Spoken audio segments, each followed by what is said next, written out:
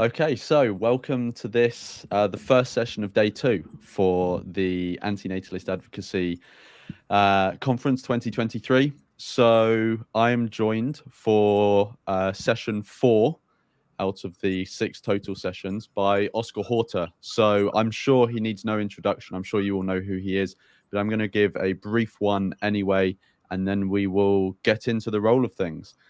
So Oscar is going to be talking about wild animal contraception. Oscar is a moral philosopher in the Department of Philosophy and Anthropology at the University of Santiago de Compostela.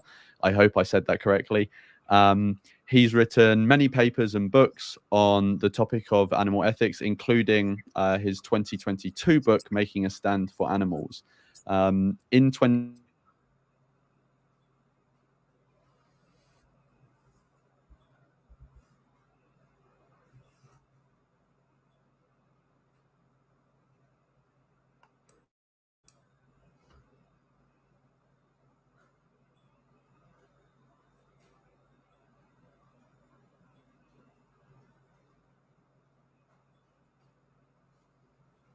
But I think that is it. So we can get into things from here. I think Oscar, can you hear me? Yeah, I can. I can. I couldn't hear you for some time, but now I can. Yeah. Okay, cool. I think I was just having a bit of internet issues. Okay, cool. It looks to be back now. Cool. Right. So Oscar, I'll hand over to you to do your thing. Yeah. Okay. Well, thanks a lot. So I'm gonna speak here about wild animal contraception, but I'll just tackle some of the, as you can see in the slide, the ethical considerations involved. So I'm not gonna address the technical issues surrounding this. I'll say just a word about those. And also in presenting this field of wild animal contraception, I'm going to be addressing other issues having to do with how the lives of animals in the wild are and, well, what reasons we have to help them. So, also, sorry, because some of the slides are not going to be like nice ones, but, that's how our reality is. But, I hope they are nevertheless not too awful to watch. Anyway, so the vast majority of the animals that exist are not out there suffering in slaughterhouses and in factory farms or in fish factories. And saying this is saying a great deal already, because there are really a lot of animals in those places, right? We may be speaking of maybe a number of vertebrates killed often in terrible ways by humans, that maybe like around, say, 2 billion, but then, or 2 trillion, sorry. But then the number of invertebrates that are killed by humans is even higher, maybe 25 trillion, according to some estimates. But when we speak about wild animals, we are talking about maybe potentially a number of 10 to the power of 18, 19, 20. It's like orders of magnitude higher, a way higher number of animals. And their lives, unfortunately, are not that great. They suffer and die prematurely due to a number of reasons, including, for instance, lack of food or water, hostile weather conditions, also disease, parasitism, things like accidents, all kind of deaths, terrible ones. And often, in many cases, it's not just that these animals have these awful deaths. It's also that, they don't have really great lives in addition to the experience of the death. So we can see this in the case of, and again, I'm sorry if this picture is not a nice one to see, but if we consider the fate of an animal like a chick, a small bird that falls from the nest and may agonize to death, suffering from the pain of the injuries, maybe starving to death, maybe being eaten by other animals. So this is not something that happens to a minority of animals, right? There are ways in which we can have if rough, a general idea of what may be the levels of well-being that animals have out there by looking at things like, for instance, their population dynamics or their age-specific mortality or their reproductive strategies. Now, why is this so? Well, because by looking at these things, we can find that, there are all kind of different animals with respect to how their numbers vary through time, and also with respect to how old or young they are when they die, or when the majority of them die. And also, well, we can also look at the way in which they reproduce. That is, how many offspring they have. And if we look at that, we can see some things that are highly relevant for, the kind of evaluation that we can do of how good or bad the lives of these animals are. So what happens is that the vast majority of animals reproduce by having huge numbers of offspring. I mean, if we consider, for instance, some amphibians, they may lay thousands of eggs. If we consider some fish species, they may lay millions of eggs, sometimes hundreds of millions of them. And the fact is that on average, these animals don't survive to maturity, because otherwise their population would explode. They would grow dramatically in a very short time. What happens, however, is that the vast majority of them die often shortly after coming into existence. And if, for instance, you look at a pond where a frog may have lay her eggs, you come there first and you can see a lot of eggs there.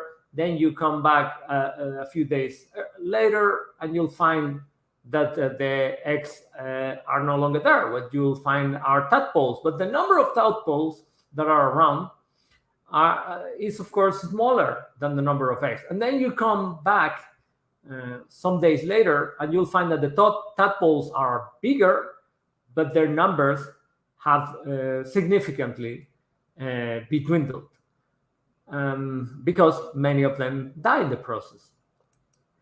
And this is not something that happens in the case of a minority of animals. This happens to many animals. I mean, the majority of the animals reproduce in this way, right? By having many offspring.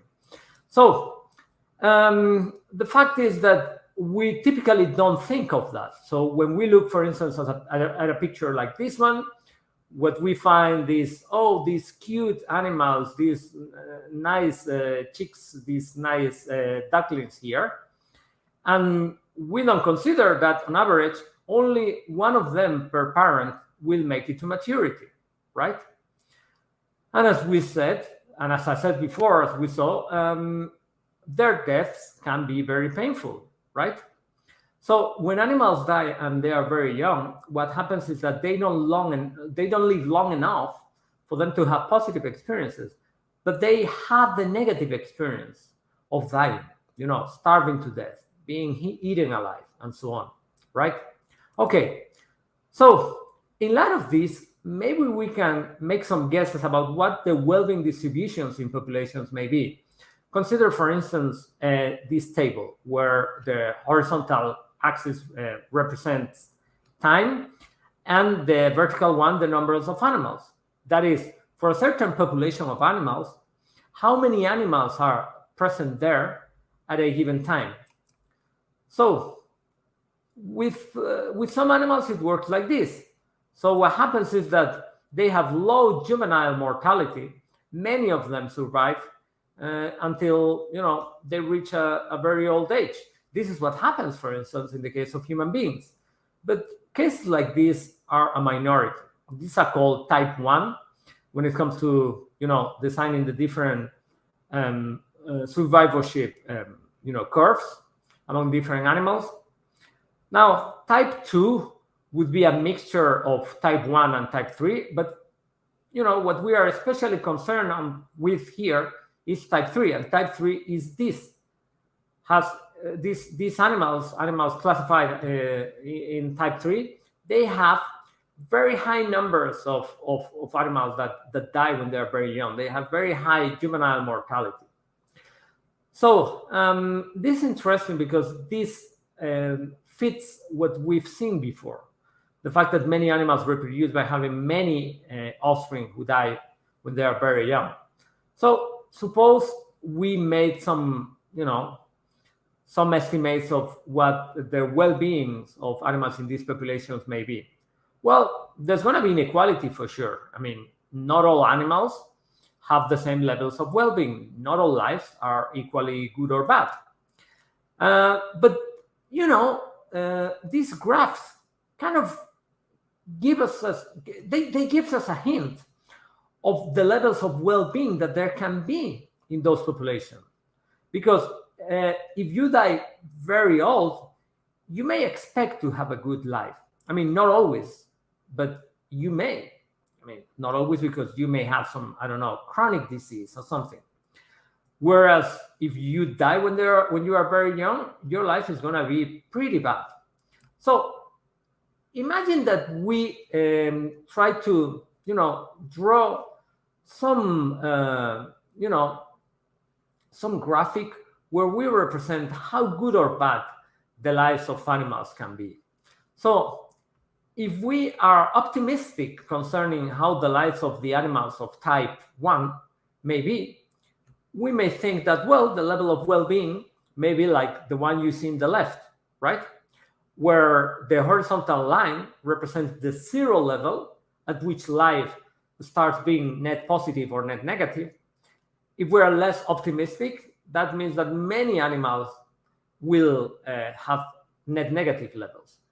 But as you'll recall, only a minority of the animals can fit within type 1. The majority of them will fall within type 3. And here, if we have an optimistic assessment, we may be relatively uncertain about how many animals have positive levels of well-being and how many of them have net negative ones. But if we are less optimistic, then it may well be the case that the vast majority of them have very bad lives. So this shows that for many animals, coming into existence is no blessing, it's something pretty bad. It also indicates that the lives of animals may vary significantly. So there are animals of certain populations, of certain species, who have much worse lives than others, right? Okay, so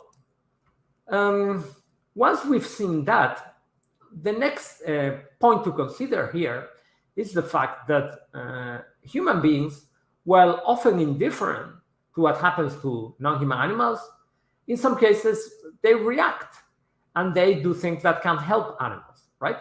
So there are many different ways in which human beings are helping animals out there in the wild. I mean, wild animals really shouldn't be only considered. I mean, we shouldn't only consider as wild those animals that are maybe out there in, national parks or, in the forest or so. There are also wild animals in agricultural areas or urban or suburban areas. And many of these animals, when they are injured, when they are, for instance, sick or when they are orphaned, they may get helped. There are also other initiatives such as rescues of animals when they're affected by extreme weather events or natural disasters.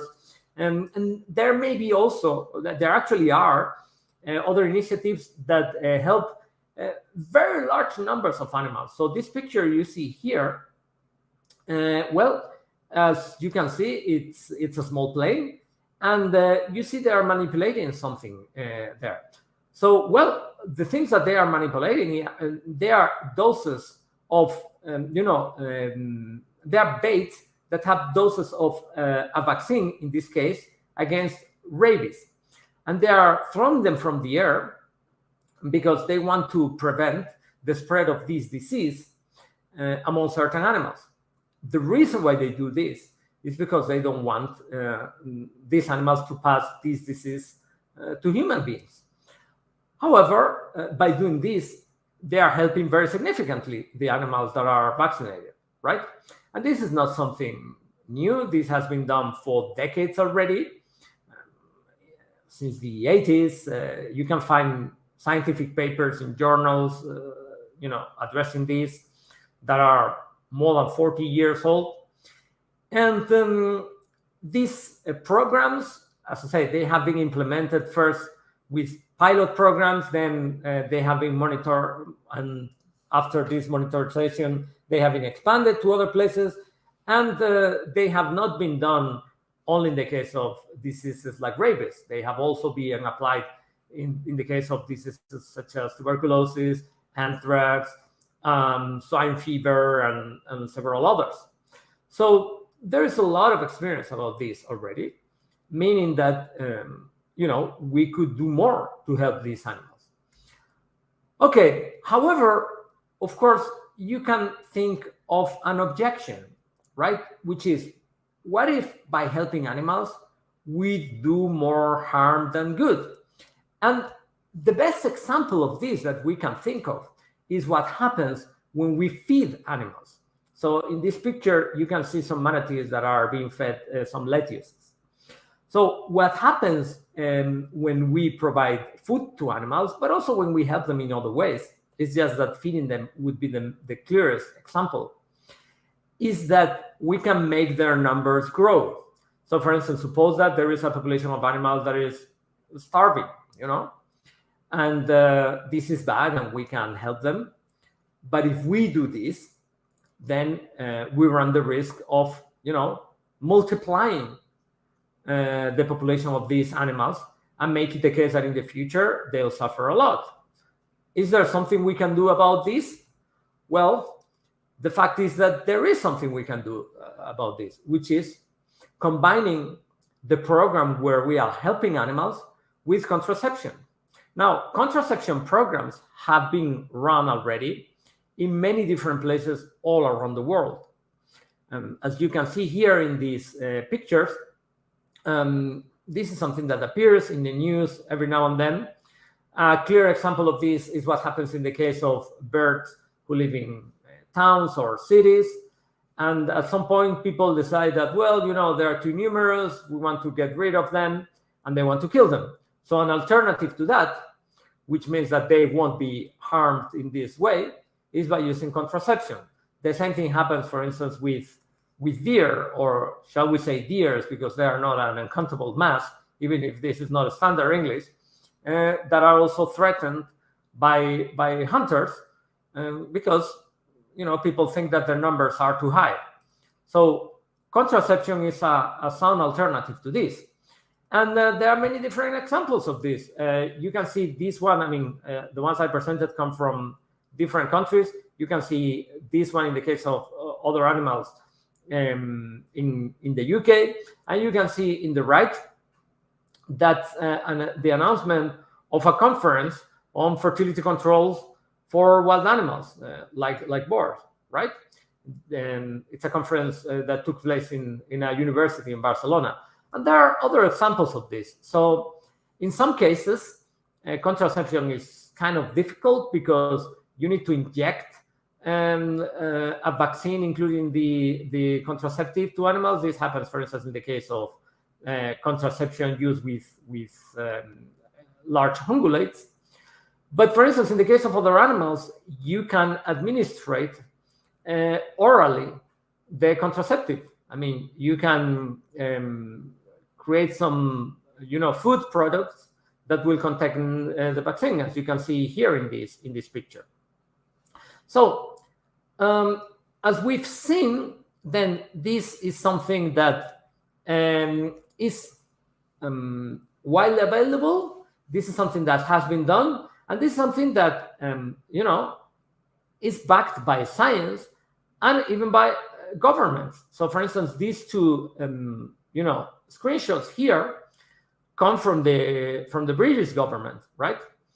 And from a British governmental agency, and they address two different ways in which animals could be administered contraception.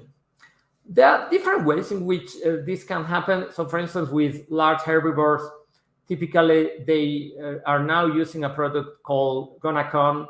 In the past, they have been using also PCP. So these products basically prevent the animals from reproducing, but they need to be administered, these products, every now and then. So it's not like, neutering, right? In some cases, neutering could be used, but it's more costly and so on. But there are other alternatives, at least with some animals, that are relatively cheap, as I mentioned before, just with feeding them with something that contains the contraception. So why is this important? It's important first because it can prevent humans from killing animals. Second, because it can also help us to help the animals, as I mentioned before. We can help the animals with while at the same time we prevent the bad effects that could have. And then on top of that, we can also have an impact in, and this may be the most controversial effect that it has, which is that it can make it the case that the animals that are present in certain ecosystems are those that typically have better lives instead of worse lives, which, as we saw, it's actually the case. Not all animals have the same levels of well-being, and as we also saw, many of them are actually not blessed by coming into existence, but it's just the other way around for them. They suffer very significantly in the process. We do have the support here often of a significant part of the public, also by governmental agencies, and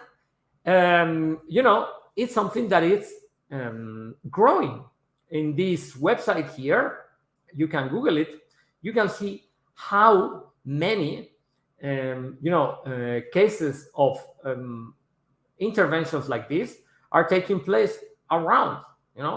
So that list there that you see is not exhaustive, it's just a screenshot. The list is much longer, and this is something that is continuing to be the object of scientific research. So, for instance, this is a screenshot of a scientific paper that was published just this year, addressing this from a wide perspective, considering different approaches to this. And in this slide here, you can also see a picture from a recent report that was published at the Animal Ethics website. Animal Ethics is the organization I work with. In this case, it reviews methods of contraception for wild animals. So all this means that this is a promising way of, helping animals, that much more attention should be paid to it that is paid right now. And also, I want to mention that there may be other things involved, other issues involved here that many people in the public, from the general public, may be ignorant about, but show other ways in which we can prevent animals from coming into existence that have been actually quite successful in attaining things that don't have to do necessarily with the well-being of animals, but that as a side effect are very positive for the animals themselves. So one example of this, the one that I want to highlight here, is this one that you can see in this slide, the sterile insect technique. Now, what this consists in is what follows. So certain numbers of male insects, mostly mosquitoes, they are bred in captivity and they're sterilizing in captivity. So what happens is that these male mosquitoes, they are then released, and they have sex with the female mosquitoes, but the eggs that the female mosquitoes lay are not viable ones. So in this way, these populations of animals are reduced. Why is this used? Well, because these mosquitoes may be transmitting very bad diseases like malaria that harm humans or may harm other animals. Is it bad? Is this bad for the animals? Well, not coming into existence. If you are a member of a species like those of many insects, which typically may have lives that are not good, well, it shouldn't be considered something bad. It should be considered something good. So what we are finding here is that we are doing something for the sake of human well-being, but then we are reducing huge amounts of suffering for these animals, and then for other animals, of course, that these animals may affect as well, because they not just pass on diseases to human beings, they also pass them to other animals. And then there are other ways in which, while not being at stake something like what we've seen before, the general idea is kind of related. And this has to do with reforestation plans. So what happens is that when we reforest a certain area, we can make some studies on the ecology there, on what will be the successions of the ecosystems that we expect there to be. And as a result, we can sort of guess that if we plant certain trees, for instance, a certain vegetation, some animals will be there. If we don't do it, then other animals will be there. On the basis of this, we can consider, okay, it's maybe better if the animals that have typically better lives, those who reproduce by having fewer numbers of offspring, are present there. Among the things, they will eat the biomass that otherwise will be eaten by animals who typically have bad lives. So that would be good, because by making it the case that some animals are present there, we are going to reduce overall significantly the number of animals that are there. And this is also especially because the animals who typically reproduce by having few offspring tend to be animals, this is not always the case, but often their size is much larger than the size of small animals who reproduce by laying many eggs, okay?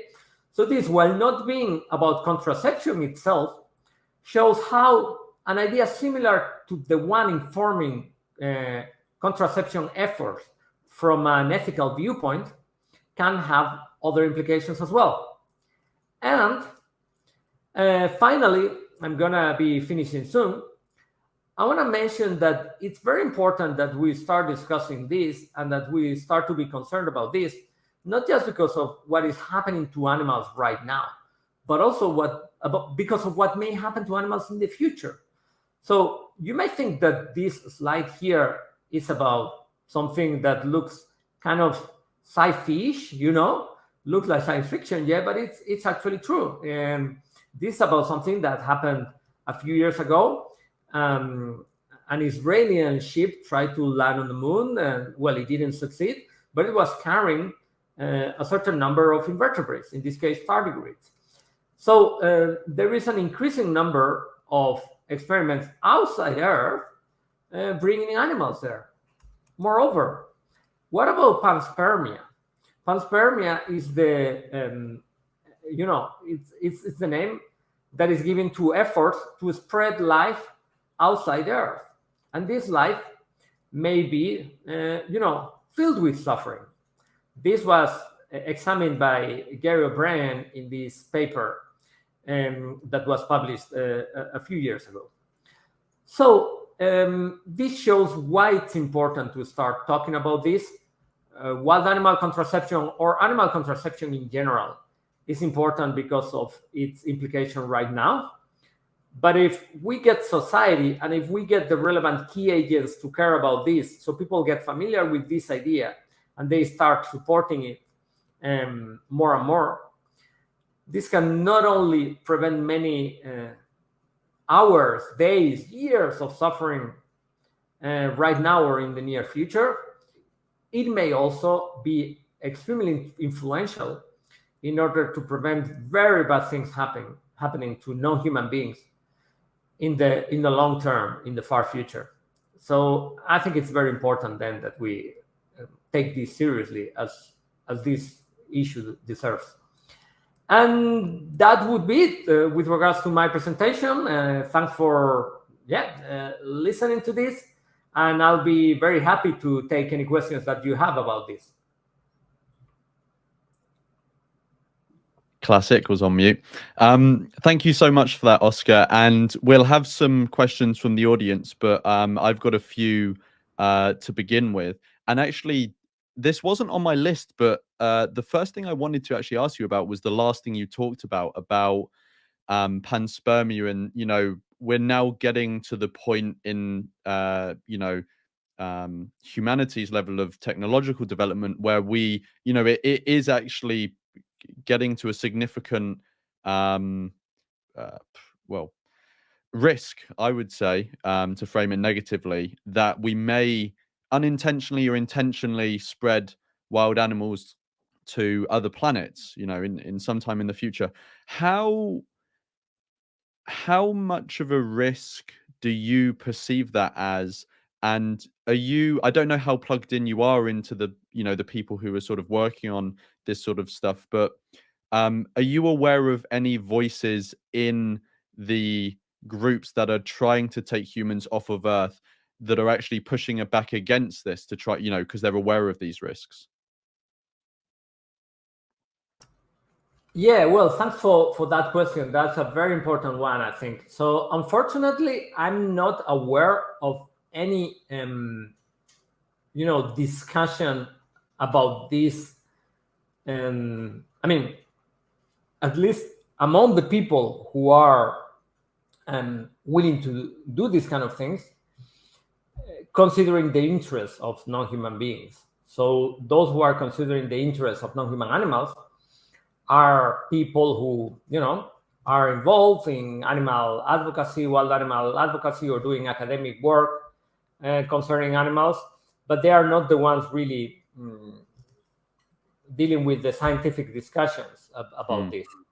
So that's bad. And yes, there are many different ways in which this could happen. I mean, I just mentioned directed panspermia, or, I also mentioned experiments carried out outside Earth. But whenever we are sending some probe or some ship out there to space, we are sending microorganisms because they are always contaminated with life. It's virtually impossible to avoid this. Of course, you can say, well, but they are unlikely to be sentient, and if they are microorganisms, and this is correct. But then, they may reach some planet and just remain there, and eventually give rise to, some evolutionary process, and eventually become sentient beings. So it could happen that humans or the descendants, for whatever reason, they disappear from Earth, but they plant the seeds of sentient life out there that could make it the case that a huge amount of suffering occur that would be totally preventable. And in fact, something that you see is that, discussions about things like panspermia and so on, they typically are very optimistic. They typically think about this thinking, well, it's going to be great. We're going to create life. And this happens because people tend to think that maybe because their lives are going well, or they think that their lives are going well, they tend to think that the lives of everyone else are going equally well. And this is not so. And this is certainly not so for many animals, maybe for the majority of animals, right? So there is a huge risk in this, yeah. And bringing it back down to this planet, so you at the start of your talk, you talked about the sort of total number of animals in the wild, right, and how there's a lot of them. Do you know how changes in human population impact the total number, or the amount of wild animals? Do you know if historically the increase in the human population has had a significant impact either way? Do you know in the future maybe how human population changes may impact wild animal numbers? Yeah, so that's a good one. So, well, I mean, it's sometimes argued that human action has reduced the number of wild animals, and it may be that in the last decades this has happened because of the use of certain chemicals and fishing and so on. It may be that the numbers of the animals that are more numerous, or the sentient animals that are more numerous, that may be arthropods, both on the land and in the oceans, have been reduced. However, this may change with climate change. The reason is this. Let me just. This is an important caveat. All this is very speculative. We don't know for certain. I mean, I'm just speculating. I mean, you can say, well, it's an informed guess, but it's just a guess nevertheless. But there are different factors that we could consider here. So one is that in the oceans, because of the increase in the temperature of the waters, we can expect that there will be fewer animals, significantly fewer animals, because there are more animals when waters are colder. That's why many animals go to feed in the Arctic or Antarctic oceans. This has to do with the presence of oxygen and so on. Well, we don't need to get into that. And then the coastal areas, as they will be affected, it's possible that there will be fewer animals there, though here it's less clear and so on. But then what happens is that when you consider continents, when you consider the land, things are different because of the ways in which continents at this point in the Earth history are distributed through the surface of the Earth. So what happens is that right now there are wide masses of land that are very high north, mainly Siberia and then Alaska and Canada, right? So it is happening already that ecosystems that were in the south, they are colonizing the north progressively. So for instance, beavers are occupying further northern places. So it's very likely then that the number of animals that are present in these land masses will increase very significantly. And especially if this leads to an increase in arthropods, then the number of animals could be much higher. It's true that deserts in other areas, in tropical areas and so on, can expand and all that. So the south of Europe will become more desertic and so on. But then, the north of Russia will become much more habitable. I think it was Putin who said, "Oh yeah, climate change is going to be great for Russia." So, yeah. Yeah. I don't know how much research there is about wild animal contraceptive use in marine animals as compared to terrestrial or amphibious animals. Do you know how well contraceptive technology can be used in marine animals, especially those animals that are harder to access, the ones in the deep ocean? No, I don't know about that. So I haven't read or heard any study about it. That doesn't mean they don't exist. It's just that I'm such an ignorant person. But maybe they don't exist. Maybe they don't exist. Yeah. I haven't read of it. Oh, and by the way, just one thing. I didn't quite answer your previous question. Okay. I mean, I did answer your question, but I think you were worried about whether by preventing humans from increasing their numbers, we are promoting that the numbers of animals expand, right? Right. And I didn't address that directly, though I kind of address it indirectly. So I wanted to add this. This is like a footnote to my previous response. So it would be hard. It would be very difficult to provide like a yes or no answer to this thing that you didn't answer, that you didn't ask this, but I think this is what you had in your mind. So we don't have a clear answer to that. But yeah, there are these considerations to take into account. In addition to the fact, of course, that more humans mean more animals being exploited and so on. Sorry for coming back to the previous question, but I just thought it would be useful. No, not at all. So often I know when I suspect that you get this sort of pushback in general when you're talking about intervention in the lives of wild animals, but I think people will be particularly concerned about it when it comes to contraception, which is the idea of the autonomy of the wild animals. I think especially the layperson who maybe has an idyllic view of nature. So, maybe they need to, see the first part of your presentation to really be understanding the lay of the land. But what do you think the ethics are of use in wild animals when it comes to, as some people may say, the violation of their autonomy? Yeah. So, well, there are different considerations to be taken, to be to take into account there. So, first thing, even if let's suppose that autonomy is something important that we should take into account, and that it is true that we are somehow, violating their autonomy by providing contraception to these animals.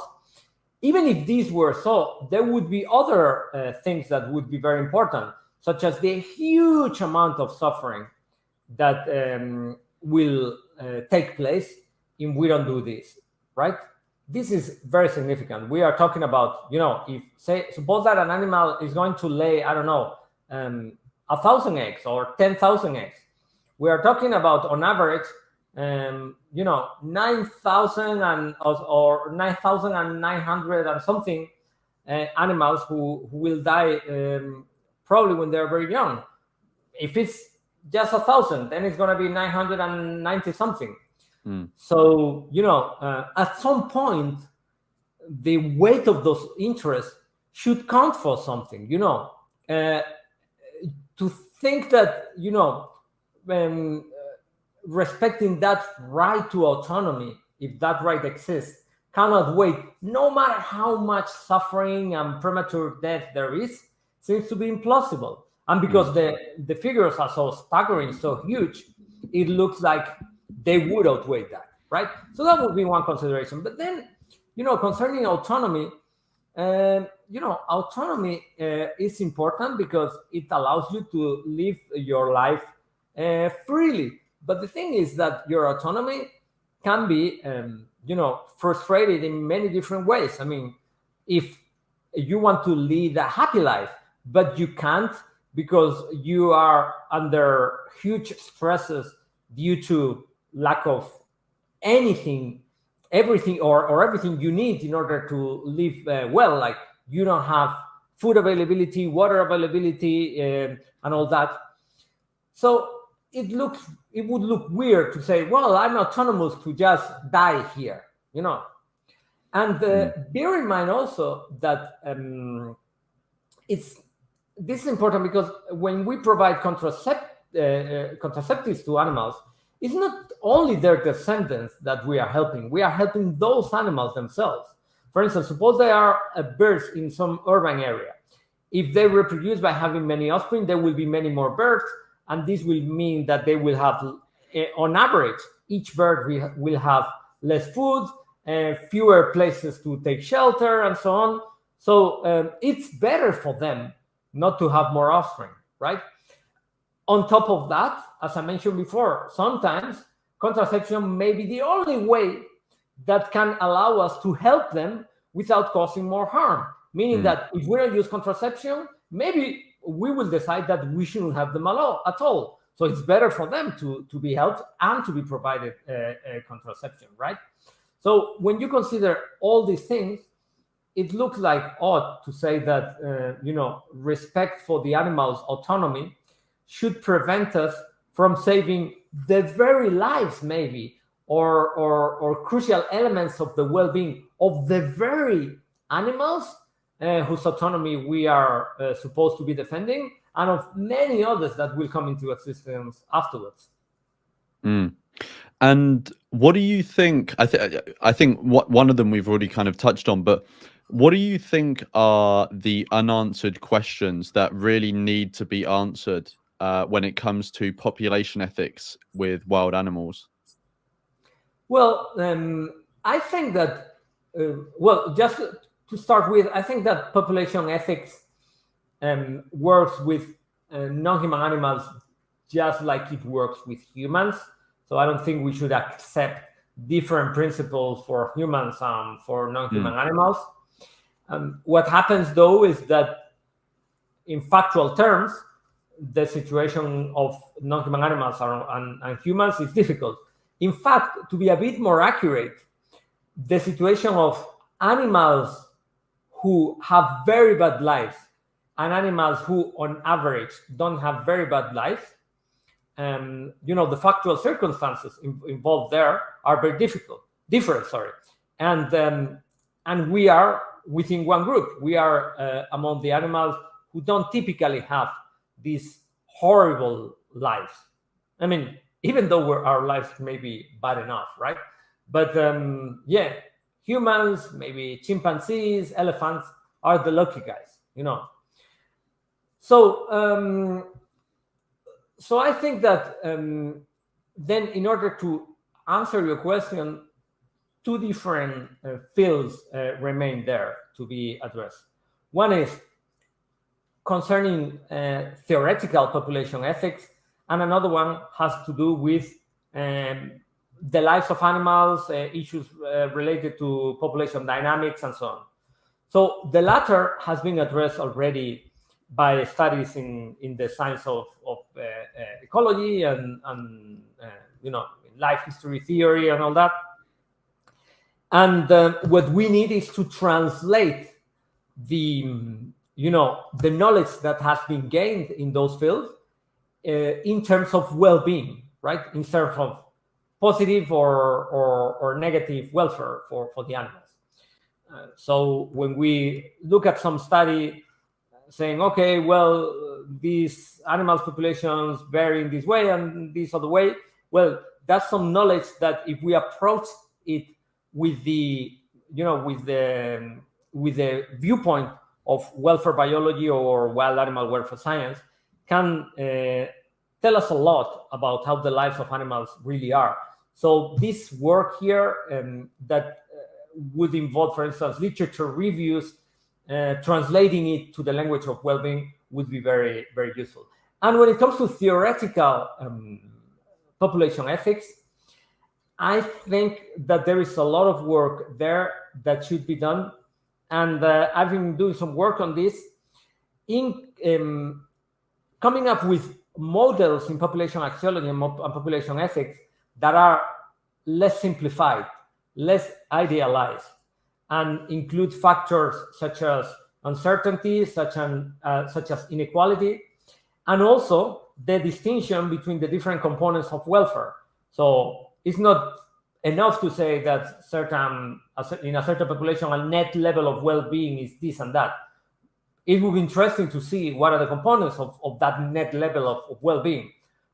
That is happiness and suffering, Because then if you come up with a model and say, well, it would be good if a population C or Z would exist, that would be composed of a very large number of individuals, but, well, they would have, if barely, net positive levels of well-being. Well, in practice, if we want to promote that, what we will make it the case is that that's the average, but there will be many individuals who will have net negative levels of well-being and will be suffering a great deal, a huge lot. So I think this kind of work that is more theoretical is also important. And what are your, obviously we're at the Antinatalist Advocacy Conference. What are your views generally, or what is your understanding generally of antinatalism, and how do you think, if it does at all, link to wild animals? Well, so the thing with antinatalism is that it can be approached from many different viewpoints. And if you consider antinatalism as applied for humans, there are certain respects in which it can be good for other sentient beings, in that the number of them that will be harmed by humans will be reduced if there are fewer humans. Some people say, well, but if there are no humans around, the number of animals that will continue to suffer will not go below a certain number, because humans will no longer be there to help them. I can see this argument, but then I can also see how humans can cause a lot of suffering also to animals by multiplying significantly the number of animals that there are around. Imagine, for instance, if all these plants that I mentioned before concerning panspermia do occur. But then also, I don't think that, I think it's very unlikely that people, at least for the time being, in the foreseen future, will not continue to bring other new individuals into existence. So I think that the efforts that you guys are doing may mean that fewer people reproduce. But since some people will continue to reproduce, this objection wouldn't really apply. Of course, there would be other considerations that may be just tangential here, such as the fact that maybe if you don't have kids, you will have a lot of money that you would otherwise be using in raising those kids, and you can use them to create a better situation for animals or for anyone else. I mean, you can make the world a better place with that, with those resources. So that would be another factor to take into account. But yeah, I mean, there are many different issues to be considering here. And for my final question, it's a bit of a double-barreled one.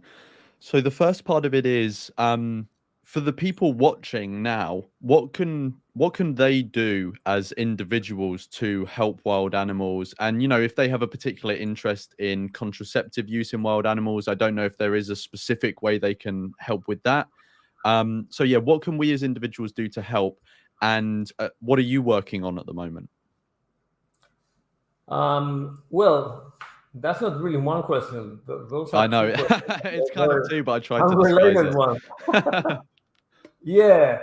So I think I'll be able to address the first one only, because okay. I understand I just have a couple of minutes, yeah, and I won't be able to respond to both things in such a short time. But cool. Basically, there are a bunch of things that people can do to help animals, and also to promote that contraception is used with animals. So first, they can convince others to join them and to run some campaign to implement this program in a certain area. Maybe, with birds in a certain town or city, maybe with other animals like deer, like maybe hawks and so on, like boars. This is something that has been done. So we need more people, especially we need more animal advocates, more people interested in improving the situation of animals to, support these kind of campaigns. In addition, I think that we should have a long-termist approach to these and other problems. So I think that the work that organizations like, for instance, the one I work with, Animal Ethics, are doing is very important. So supporting these organizations, volunteering for them, or maybe donating for them would be extremely important. also doing things like helping to spread information about the work they do, like helping others to learn about the posts that animal ethics or maybe other organizations like Wild Animal Initiative publish, their videos and so on. Well, that would be helpful. I mean, there are many different ways, really, in which you can collaborate with the works others are doing. And if you work in academia, there is a whole lot that you can do researching in these topics, especially if you are in the natural science, if you are in biology, the science of ecology, or veterinary sciences, you could help a great deal. So, yeah, I mean, lots of things that could be done. Unfortunately, we don't have a lot of time to address them. But yes, I mean, I hope to have provided at least some ideas for people to look for more information later.